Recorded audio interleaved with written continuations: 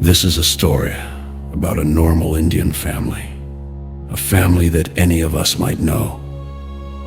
They were not outsiders. They were not strange. They were your neighbors. This is the true story of the Burari deaths. It was a quiet morning in the Burari neighborhood of Delhi, July 1, 2018. A neighbor grew worried when the local grocery shop owned by the Chundawat family remained closed. There was no answer at the door.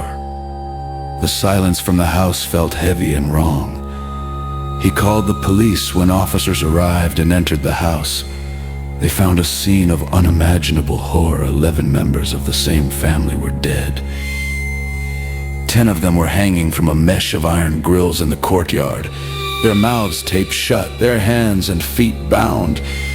The oldest was 80-year-old Narayan Devi, the family matriarch. She was found dead on the floor. Her daughter, Pratibha, was 57. Her 2 sons, Bhavnesh and Lalit, were 50 and 45. Their wives, Savita and Tina, were 48 and 42.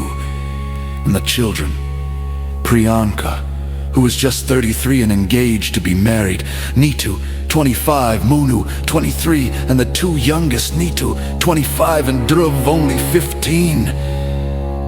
At first glance, it looked like a mass murder, a brutal, senseless massacre. But nothing was what it seemed. The police found no signs of forced entry. No valuables were stolen. There were no weapons. The house was clean and orderly. And then they found the diaries, not 1, but 11 notebooks filled with handwriting that spanned years. These pages held the key to the tragedy. They revealed a story more terrifying than any fiction.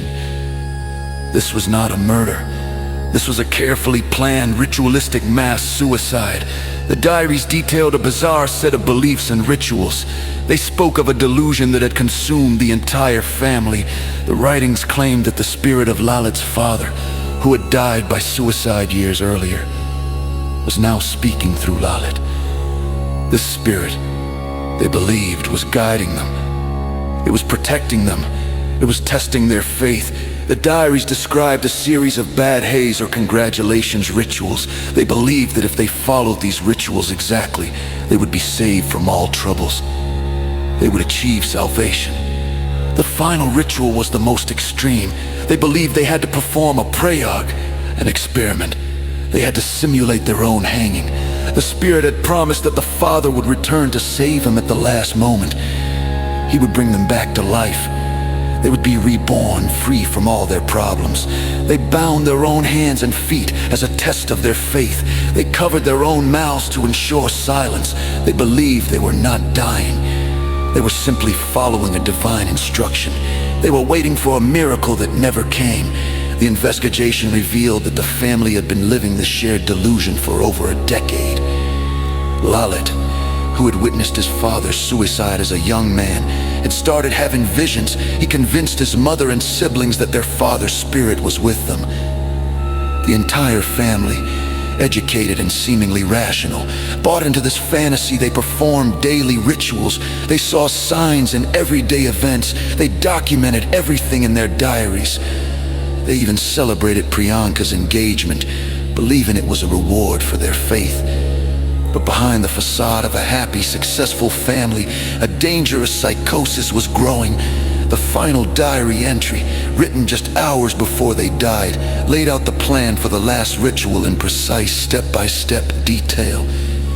It was a script for their own death. Psychologists call this phenomenon shared psychotic disorder, or folie à plusieurs. One person's delusion slowly infects an entire group, especially a close-knit family living in isolation. The Burari house became an echo chamber of madness. There was no one to question the belief system, no one to break the spell. The case shocked the nation. How could an entire family, including a bright 15-year-old boy, agree to such a thing? The answer lies in the power of belief. They did not see themselves as dying. They saw themselves as ascending. They were not victims of a ghost, but of a delusion born from trauma and grief. The spirit of the father was not a supernatural monster, It was a creation of a traumatized mind, a story that offered control and meaning in a world that had once been shattered by a sudden death. The house in Barari still stands. The diaries are now evidence. The story is a terrifying warning. It shows how easily the line between faith and madness can blur. It shows how a family's love and trust can be twisted into a deadly pact. This is not a ghost story. It is a human story. A story of how 11 people bound by love and a shared reality walked together into the darkness, believing with all their hearts that they were stepping into the light.